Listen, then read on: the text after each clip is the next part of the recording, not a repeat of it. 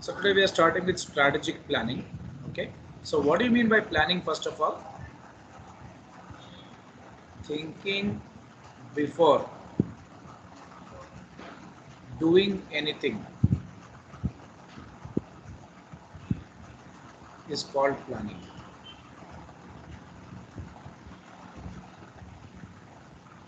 Okay. So better plan can give you better way to achieve something successfully. If you plan something beforehand, there are less chances you committing any kind of mistakes, wastage of time or wastage of resources. Correct?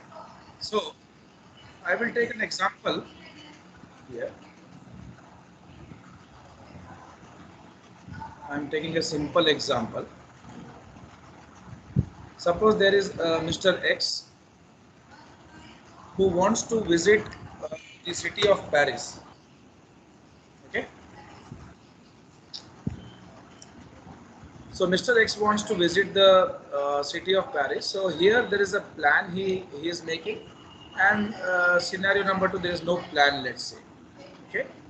So everyone understands that, everyone in the world knows, if you plan for something, that means you will work accordingly what you have already thought. And when you work accordingly what you have already thought or what you already desired, then definitely the results would be according to you, and you would be much more satisfied and convinced with what you have thought is what you have thought, and what really you are seeing in actuality. If they match, then you would be much more satisfied. Correct? And there are less chances of you making any kind of blunders or any kind of mistake. But if there is no plan, then there are all chances that you may be making a lot of blunders, lot of mistakes, and wastage of time, wastage of resources, money, everything. Okay.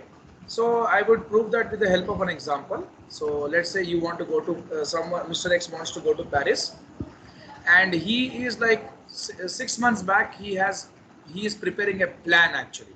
So he is looking for cheapest airlines, cheapest like I can say cheapest fare of airlines with satisfactory services. Okay, that means he's looking for some budget airlines which can give him good services and which would charge less.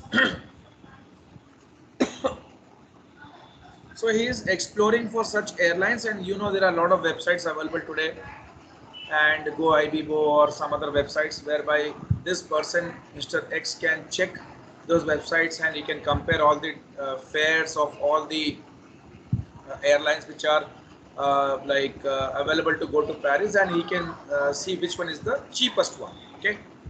Point number two, he looks for hotels, budget accommodation.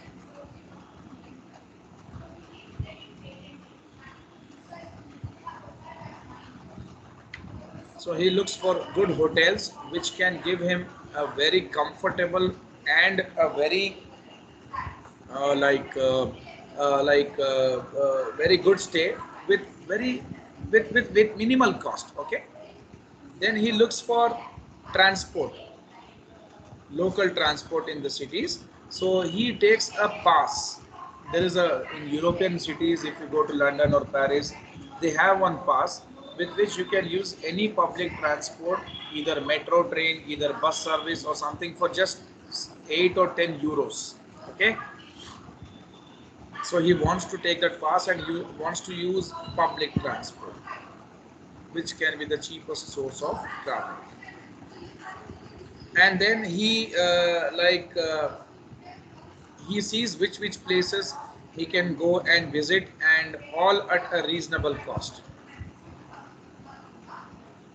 And he has made all this list, and he is looking for all the things in budget.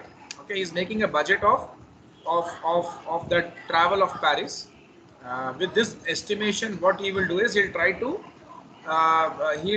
achieve that estimation. Okay, whatever the figures he has set, let's say all this, he has made a budget of 1 lakh, that is to and fro air tickets, hotel stay, transport and sightseeing, everything for 1 lakh. He has made a budget for 1 lakh.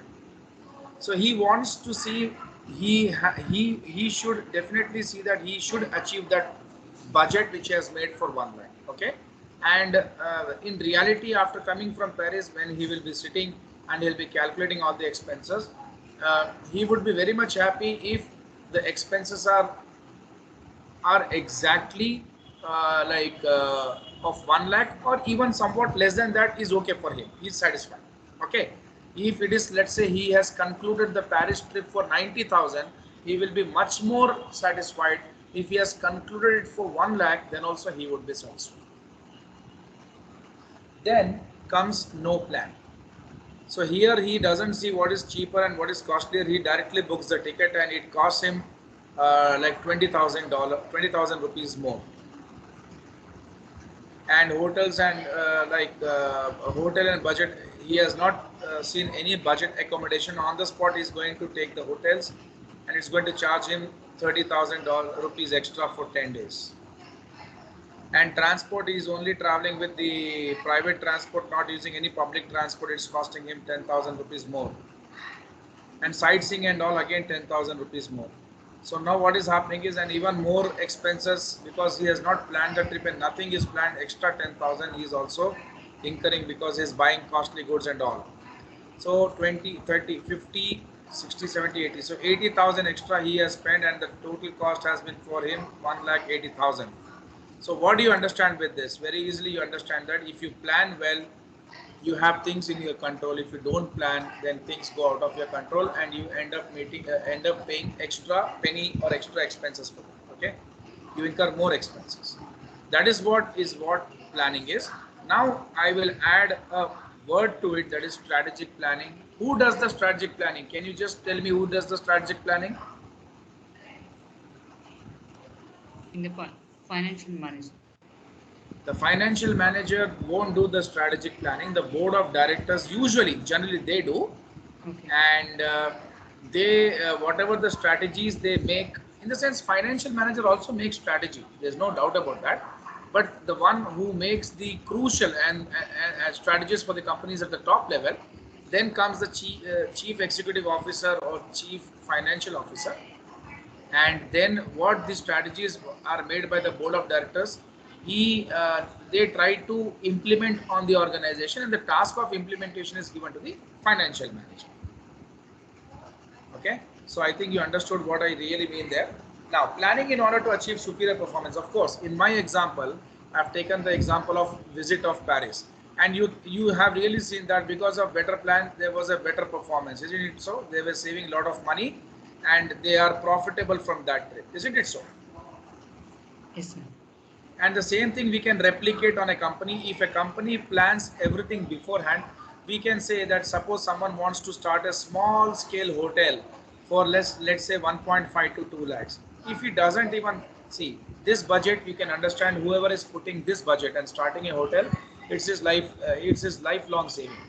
That's the so he we cannot expect any blunders he would make, because we expect hard work from those people. They are not into smart work. The people who are selling all these food items in hotels and all are doing hard work, no smart work, not smart work. If they would have, if it's a smart work, then definitely that much labor is not involved. Am I right? So since they are directly involved there and doing all the task and making the cooking the food and everything, it's a very hard task, they for the entire day. At home even women cook, but it's like in the morning, and there's a duration for that, like half an hour something. But these guys are involved from morning to evening, every time they're cooking, and it's not easy job. So we won't expect any blunder from these people. But someone is investing in a business, let's say of some hotel for 1.5 to 2 lakhs, and if that hotel doesn't work, then it's not a big loss. But you think, if someone wants to start a big company, let's say XYZ corporation wants to start a EV manufacturing company. Here there is an involvement of $10 million. It's not a small amount. When you spend such a big amount, you cannot afford to invest and then see what are the results. First, you will be planning. You will do a robust planning beforehand. and you would try you definitely work on your plan and definitely try to get the desired results, uh, like as per your plan which you have made, isn't it so? You cannot afford or you cannot take such a big risk of investing and looking what are the results. You will beforehand make a plan, and according to plan you will allocate your resources, you will spend your capital or bring machinery or appoint like skilled labor or labors and all those things process you'll do as per the plan, and then you would expect desired results because better plan gives better control. So definitely the company's management, the board of directors plan for superior performance, and they expect profits. Okay, because profits are motivation factor for any business. If you want a sustainability to be seen in your business, it can happen only because of like good profits. Okay. Now, see, every company wants to see whether they are performing better or not. They can definitely know the results when they compare themselves, when they compare their current results with the previous results, and also they compare the results with their competitors. Okay, so companies always want to see how they are performing when compared to their competitors. So they would see like what can give them the competitive advantage when compared to their competitor. So suppose when I'm speaking about the competitive advantage, so competitive advantage, if your performance is very superior, if your performance when compared to your competitor is superior, then that can give you competitive advantage. How come your performance can be superior performance when you compare to your competitor? Because you have a better plan, you have a better strategy, you have made good strategies, and accordingly you have very good your technology is better than your competitors, your labors are more, your skilled labors are like more experienced and skilled than them. Okay, and then what you expect from them is like uh, better, then like you are able to achieve economies of scale. Okay, you are able to achieve economies of scale. So what do you mean by economies of scale? Any clue? No, sir. You don't know what is economies of scale? No, sir.